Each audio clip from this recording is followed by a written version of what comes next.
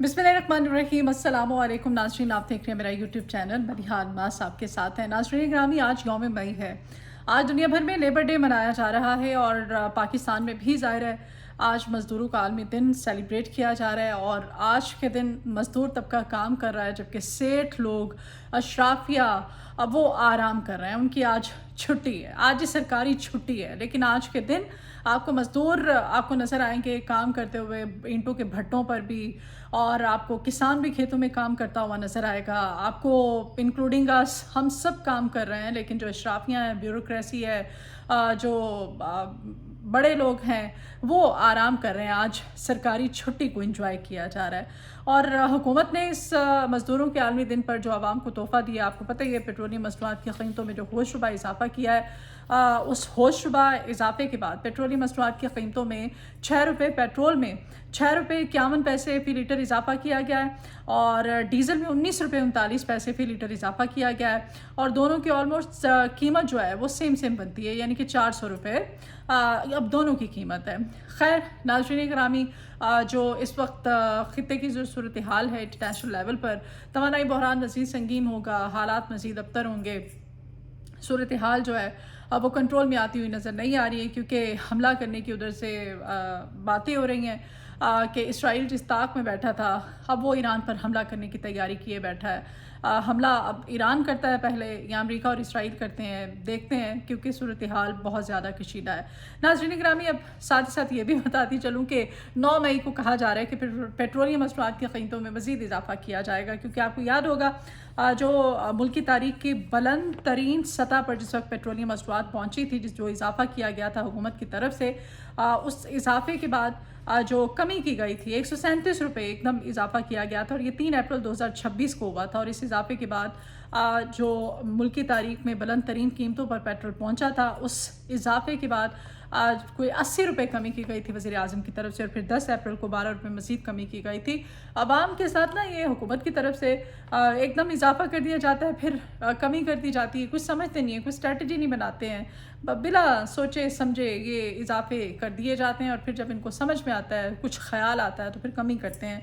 बहरहाल ये 25 अप्रैल को दोबारा 26 रुपये 70 पैसे इजाफा किया गया था, और आज यकम मई है, तो जी रात 12 बजे आपको पता ही है जो इजाफा किया गया है पेट्रोल की कीमतों में, अब 400 रुपये का पेट्रोल हो चुका है। IMF का प्रेशर भी और जंगी हालात नहीं है, और अब हुकूमत जो है वो आवाम के साथ बांदर किला खेल रही है। आवाम को पता ही नहीं है कि कर क्या रहे हैं उनके साथ।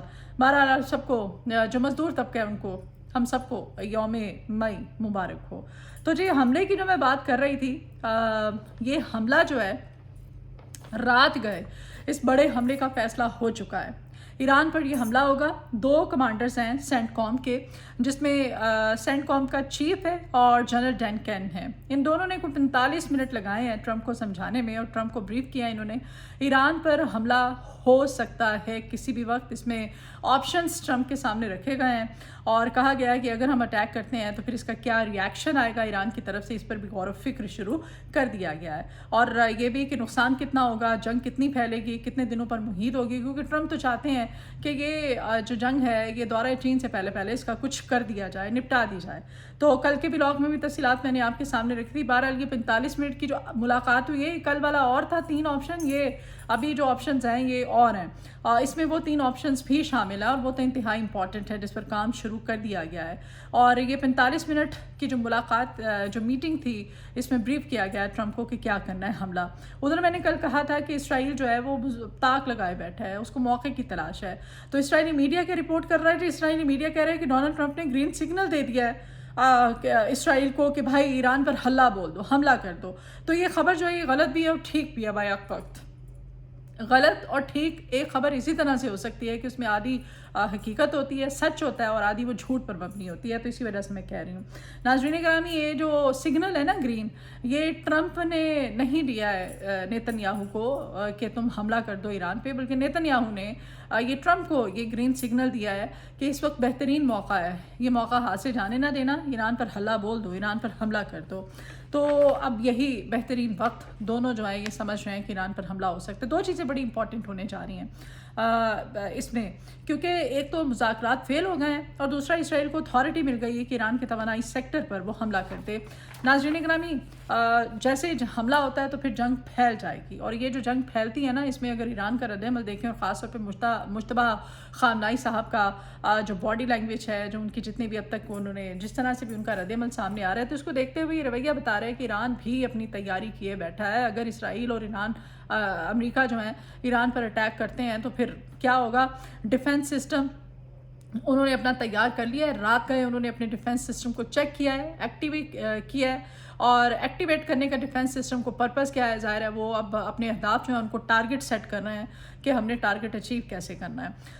तो ट्रंप ने इस वजाहत के बाद हमलों का ऐलान कर दिया, जिसमें ईरान का इंफ्रास्ट्रक्चर है, तवानाई है, उसका तवानाई सेक्टर, उसके तेल के कुएँ, उसके पुल, उसकी तमाम तर जितनी भी हैं ज़ाहिर है तनसीबात, उसको टारगेट किया जाएगा। नाज़रीन गिरामी, अगर ये हमला होता है, अगर खुदा न खासा खित्ते में जंग शुरू होती है, तो ये जंग जो होगी इसका वॉल्यूम पहली जंग से कोई 10 गुना बड़ा बताया जा रहा है।